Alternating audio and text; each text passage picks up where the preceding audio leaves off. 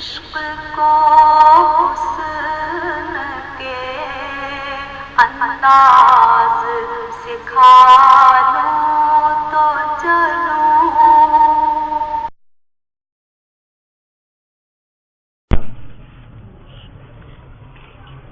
وموضوعه الأدلة الأربعة. یہاں سے ہے نا، سنو بھائی،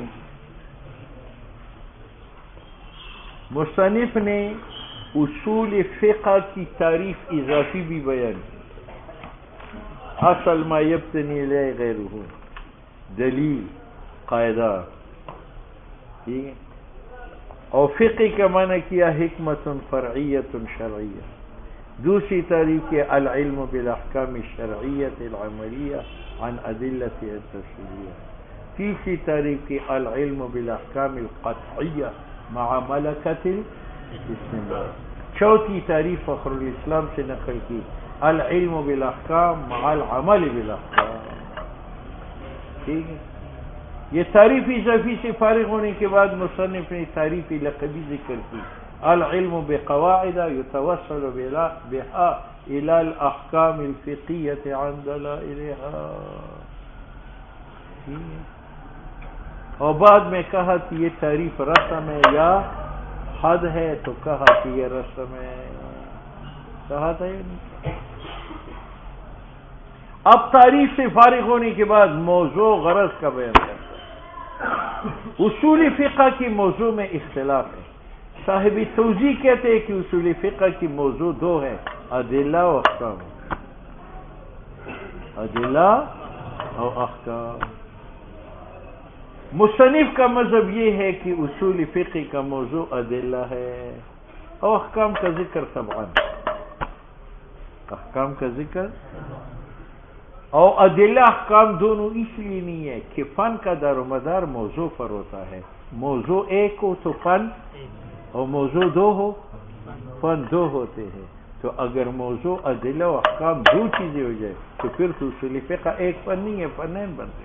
لہذا احکام کو ادلہ دونوں کو موضوع بنانا یہ غلط ہے، بلکہ موضوع فقط اس کا ذکر کرتا ہے. وموضوعه الأدلة الأربعة إجمالا. اور موضوع اصول فقہ کا ادلہ اجمالی، ادلہ اربعہ ہے اجمالا، قرآن، سنت، اجماع اور قیاس. اور احکام ساتھ نہیں ہے کیونکہ تعدد موضوع مستلزم ہے تعدد فن کو. یہ صاحب توضیح کی ترغیب. اب خود ماتن پر اعتراض ہے کہ آپ نے ادلہ و احکام دونوں کو موضوع اس لیے نہیں مانا کہ اس سے فن کا تعدد لازم آتا ہے. تو کہتے ہیں فن کا تعدد تو تم پر بھی لازم ہے. تم نے اس کا موضوع قرآن، سنت، اجماع اور قیاس چار چیزیں مانی. تو جب موضوع چار چیزیں ہے تو فنون چار ہو. ٹھیک ہے. تو مصنف کہتے ہیں کہ یار یہ چار چیزیں موضوع ہے لیکن اس میں جہت جامعہ ہے. قرآن، سنت، اجماع، قیاس من حیث الحجت، من حیث جس طرح نحوی کا موضوع کلمہ و کلام ہے وہ دو چیزیں ہیں لیکن جہت ہے کہ من حیث الاعراب. ٹھیک ہے. یہ معنی ہے وہی مشترکتان، یہ ادلہ اربعہ شریک ہے فی الایصال الی حکم شرعینا، پہنچانے میں حکم شرعی تک. ایصال الی حکم شرعی کا معنی کیا ہے؟ کون کل واحد حجت. ٹھیک ہے یا نہیں؟ اور جہت جامعہ کے اعتبار سے یہ چار ہے یا ایک ہے؟ یہ جواب دے دیں. اب اس کے اوپر ایک اعتراض ہے. اعتراض یہ ہے کہ آپ نے کہا کہ کتاب، سنت، اجماع، قیاس موضوع ہے من حیث الحجت. ٹھیک ہے. تو یہ چار محیط اور مقید بنے اور حجیت اس کے لیے قید بنی. اور قانون یہ ہے کہ موضوع کی قید سے فن میں بحث نہیں ہوتی. موضوع کی قید سے تو پھر چاہیے کہ اصول فقہ میں حجیت سے بحث نہ ہو. حالانکہ یہاں بحث ہے الاجماع حجہ، القیاس حجہ. تو حجیت تو قید ہے موضوعیت موضوع کے لیے، اور موضوع کی قیودات سے فن میں بحث نہیں ہوتی، تو پھر یہاں بحث کیوں ہوتی؟ اعتراض ذہن میں آیا؟ اس کا ایک جواب بعض لوگوں نے دیا، بعض لوگوں نے یہ جواب دیا ہے کہ الاجماع حجتن القیاس حجتن، یہ مسئلہ فقہ کا، یہ مسئلہ، اور ان کا ذکر اصول فقہ میں طبعاً ہے، کیا ہے؟ ٹھیک ہے، اچھا، اور دلیل وہ یہ پیش کرتے ہیں کہ یہ مسئلہ کس کا ہے؟ فقہ کا۔ کیوں؟ فقہ کا موضوع کیا ہے؟ عمل مکلف، عمل، اور محمول کیا ہے؟ صفت عمل، وجوب، لیکن الصلاۃ، تو الصلاۃ عمل مکلف کا ہے اور وجوب اس کی صفت ہے، ٹھیک ہے۔ اور القیاس حجتن کا بھی ہے، قیاس عمل مکلف کا، مجتہد اجتہاد استنباط کرتے ہیں، عمل ہے یا نہیں؟ ہاں، اور حجتن کا معنی یجب العمل به، یعنی القیاس یجب العمل به، تو موضوع قیاس ہے، وہ فعل ہے مکلف کا، اور یجب العمل به یہ محمول ہے، یہ کیا ہے؟ یہ صفت ہے عمل کا، تو یہ مسئلہ کس کا بنا؟ فقہ کا، اور یہاں جو ذکر ہے طبعاً ہے۔ جواب ہوا ہی نہیں ہوا؟ ہاں؟ بعض لوگوں نے کہا ہے کہ الاجماع حجتن القیاس حجتن، جو اس فن میں مذکور ہے، یہ کسی فن کا مسئلہ نہیں۔ کیوں؟ فنون میں وہ مسائل بیان ہوتی ہیں جو نظری ہو، اور یہ بدیہی، یہ کیا ہے؟ بدیہی، تو یہ کسی فن کا مسئلہ نہیں ہے۔ ہاں اصولیین اس کو اصول میں ذکر کرتے ہیں طبعاً۔ کتنے جواب ہو؟ مصنف ان دو جوابوں کو نقل کر کے رد کرتا ہے، اور تیسرے نمبر پر خود جواب دے کہ یہ مسئلہ علم کلام کا ہے، مسئلہ، اور یہاں اس کا ذکر طبعاً ہے۔ تو جناب قیدی موضوع سے بحث قصدن نہیں ہوتی، اور یہاں جو بحث ہوئی ہے، سنو،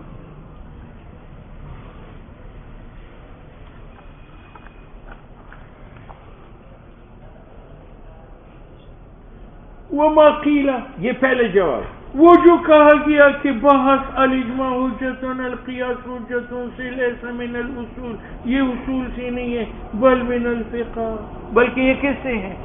فقہ سے، کیونکہ فقہ کا موضوع کون ہے؟ عمل، اور محمول کون ہے؟ صفت عمل، الصلاۃ واجبتن، الصلاۃ عمل ہے، واجبتن عمل کی صفت ہے، تو الاجماع حجتن یہ بھی کیا ہے؟ مسئلہ فقہ کا ہے۔ اجماع کا معنی علماء کا جمع ہونا، اور جمع ہونا علماء کا فعل ہے یا نہیں؟ اور حجتن کا معنی کیا ہے؟ یجب العمل به، اور وجوب عمل کی صفت ہے، ٹھیک ہے۔ اسی طرح القیاس حجتن، القیاس عمل مکلف کا جو مجتہد کے استنباط ہے، اور حجتن کا معنی کیا ہے؟ یجب العمل به، تو یہ فقہ سے ہے۔ اذل معنی الاجماع حجتن کا معنی یہ ہے کہ یجب العمل بمقتضا، تاکہ فقہ بنا لے۔ وفیہ،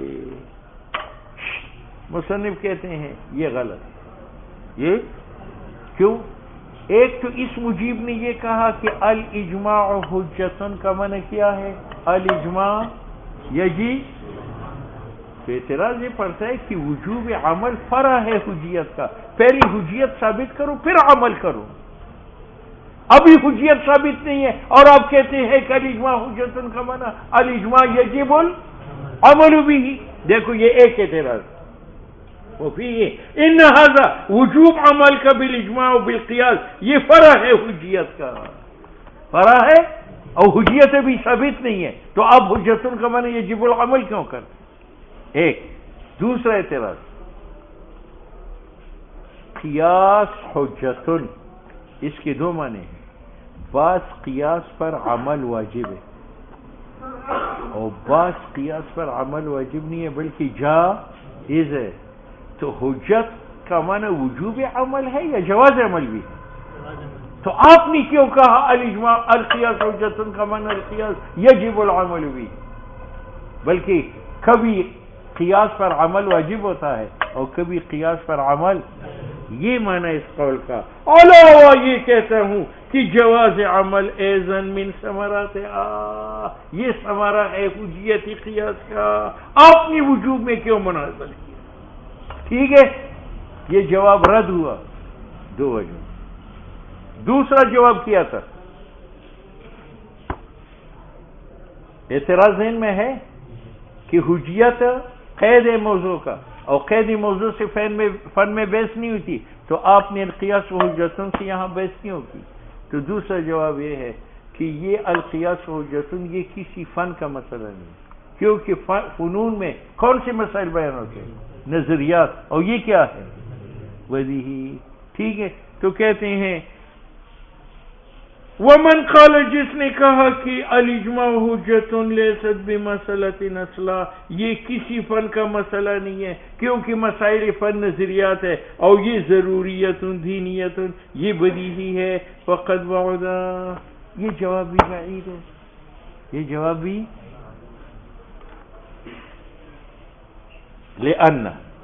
لأن سے پہلے ذرا سمجھو. آپ کو مرقات میں آئے گا اس سبوجی میں یہ آئے گا، ایک لم ہے ایک ان ہے. ایک ان معلوم کا نام ہے اور لم علت کا نام ہے. ٹھیک ہے، ہاں؟ دن کا ان کیا ہے؟ معلول کیا ہے؟ روشنی. اور دن کا لم کیا ہے؟ علت کیا ہے؟ سورج. تو ان کس کا نام ہے؟ معلول کا. اور لم کس کا نام ہے؟ علت. یہ نہار ہے، نہار کا ان معلول کیا ہے؟ روشنی. اور نہار کا لم کیا ہے؟ علت کیا ہے؟ سورج. ٹھیک ہے. تو اسی طرح الاجماع حجتن کا ایک ہے ان، کہ اجماع جب حجت ہو جائے تو اس کا اثر و معلول کیا ہے؟ عمل. کیا؟ اور ایک اس کا لم ہے، اجماع کو حجت کس علت نے بنایا؟ کس؟ ٹھیک ہے. تو الاجماع حجتن کا ان اگرچہ بدیہی ہے جیسے اس مجیب نے کہا ہے، لیکن اس کا لم جو ہے وہ کیا ہے؟ وہ نظری ہے. جب نظری ہے تو الاجماع حجتن سے بحث کرو، کیونکہ یہ اگرچہ انن بدیہی ہے لیکن یہ معنی ہے اس قول کا. لأنه یہ جواب وَإِن سُلِّمَ إِنَّان، اگرچہ تسلیم کیا جائے باعتبار انیت کے کہ حجیت اجماع کا ان یعنی وجوب عمل وہ بدیہی ہے. وَلَا نُسَلِّمُ لِمَّا، بداحت لم کا جو ہے وہ مسلم نہیں ہے کہ کس آیت نے اجماع کو حجت بنایا، کس حدیث نے اجماع کو حجت بنایا. تو حجیت اجماع انن بدیہی ہے، لیکن اور جب لمن نظری ہے تو فن بحث کریں. ٹھیک ہے، یہ انن لمن کی واضح میں آج بل الحق اب مصنف جواب دیتا ہے اصل اعتراض کا. اصل اعتراض کیا ہے؟ کہ حجیت قید ہے موضوع کے لیے، اور موضوع کی قیودات سے فین میں نہیں ہوتی، تو کیوں یہاں بحث ہو گئی الاجماع حجتن القیاس حجتن؟ تو مصنف کہتے ہیں کہ یار موضوع کی قیود سے فان میں قصدن بحث نہیں ہوتی، اور یہاں طبعاً اصل یہ مسئلہ ہے کس کا؟ علم کلام کا. وہاں عقائد بیان ہوتے ہیں، حجیت قرآن عقیدہ ہے، حجیت حدیث عقیدہ ہے، حجیت اجماع اور قیاس عقیدہ ہے، اور عقائد کا محل کون ہے؟ علم کلام. یہاں جو بحث ہے بل الحق، حق یہ ہے انہو کون الاجماع حجتن کون القیاس حجتن، یہ من الکلام علم کلام سے ہیں جیسے قرآن و سنت کی حجیت. لیکن تعرض الاصولی، اصولی جو توجہ کرتا ہے لحجیتہما، حجیت اجماع اور قیاس کو، فقط لأنہم بس.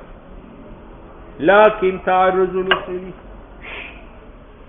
یہ ایک اعتراض کا جواب ہے. اعتراض یہ پڑتا ہے کہ الاجماع حجتن القیاس حجتن یہ مسئلہ ہے علمی، جس طرح الکتاب حجتن الاجماع حجتن وہ مسئلہ ہے علمی کلام کا. تو اعتراض یہ پڑتا ہے کہ جب اصولی طبعاً الاجماع حجت القیاس حجت سے طبعاً بحث کرتا ہے، تو پھر القرآن حجت سنت و حجت ان سے بھی بحث کرے، ان دو سے کیوں بحث نہیں کرے؟ تو کہتے ہیں ان کی حجیت متفق علیہ ہے، تو یہ محتاج ذکر نہیں ہے اصول میں، اور ان کی حجیت مختلف فی ہے، تو مخالفین پر رد کرنے کے لیے ہم کہتے ہیں الاجماع حجت، اور یہ معنی ہے ہاں توجہ جو دیتا ہے اصولی لحجیتہما فقط صرف حجت اجماع اور حجت قیاس کی طرف، لأنہ کثر فیہما شغب، کیونکہ ان میں اختلاف و شور زیادہ ہے، وَأَمَّا حجیتہما، اور ارچہ حجیت قرآن و سنت کا ہے، وَمُتَّفَقٌ عَلَيْهِ عِنْدَ الْأُمَّةِ، ٹھیک ہے؟ میں نے آپ کو ابتدا میں کہا تھا کہ صاحب توضیح کی نزدیک اصول فقہ کی موضوع دو ہے، ادلہ، مصنف نے ان پر رد کرتا ہوا کہا کہ اس کا موضوع فقط ادلہ، اور جنہوں نے کہا احکام ہے وہ غلط ہے۔ البتہ یہاں احکام کا ذکر ہے، لیکن موضوع ہونے کی حیثیت سے یا صرف مثالوں کے طور پر، ہاں یہ معنی ہے۔ وفی موضوعیت الاحکام، اور احکام کی موضوع ہونے میں اصول فقہ کے لیے اختلاف ہے، والحق لا، حق یہ ہے کہ احکام موضوع نہیں ہے، وانما الغرض، احکام ذکر کرنے کی غرض التصویر مثال ہے، والتنویع اور انواع ہے۔ دیکھو دلائل کی چار انواع ہے، قطعی الثبوت اور قطعی الدلالت۔ ھدی للمتقین یہ قطعی الثبوت ہے من اللہ، اور قطعی الدلالت اس کا معنی یہ ہے کہ یہ ہدایت ہے متقین۔ دوسرا وہ ہے جو قطعی الثبوت ہو لیکن قطعی الدلالت نہ ہو، ثلاثۃ قروء، یہ قطعی الثبوت ہے من اللہ کی، اللہ کا کلام ہے، قطعی الدلالت نہیں ہے کہ اس سے مراد طہر ہے یا حیض ہے، ٹھیک ہے۔ تیسرا وہ ہے جو ظنی الثبوت اور ظنیت، جیسے خبر واحدہ، ٹھیک ہے۔ چوتھا یہ ہے کہ وہ قطعی ثبوت ہو، ظنیت دلالت ہو، جیسی خبری مشہور ہے تو قطعی ثبوت ہے کہ نبی علیہ السلام کا کلام ہے، لیکن ظنی دلالت ہے، وہ لفظ مشترک ہے۔ کتنے ہو گئے؟ نیچے احکام کی بھی ایک فرض ہے، ایک واجب ہے، ایک سنت ہے، ایک مباح ہے، تو جو دلیل قطعی ثبوت قطعی دلالت ہو وہ کس کو ثابت کرے گا؟ فرض۔ جو قطعی ثبوت ظنی دلالت ہے واجب سے، جو ظنی ثبوت ظنی دلالت ہے سنت کو واجب کرے گا، ٹھیک ہے یا نہیں؟ یہ معنی ہے۔ والتنویع، تاکہ دلائل کے انواع بیان کرے، احکام کے انواع بیان کرے، اور آپ کو بتائے کہ یہ نوع دلیل اس نوع حکم کو ثابت کرے گا، لیثبت انواعہ لانواع الادلہ، تاکہ ثابت ہو جائے انواع احکام کی انواع ادلہ کی۔ ہاں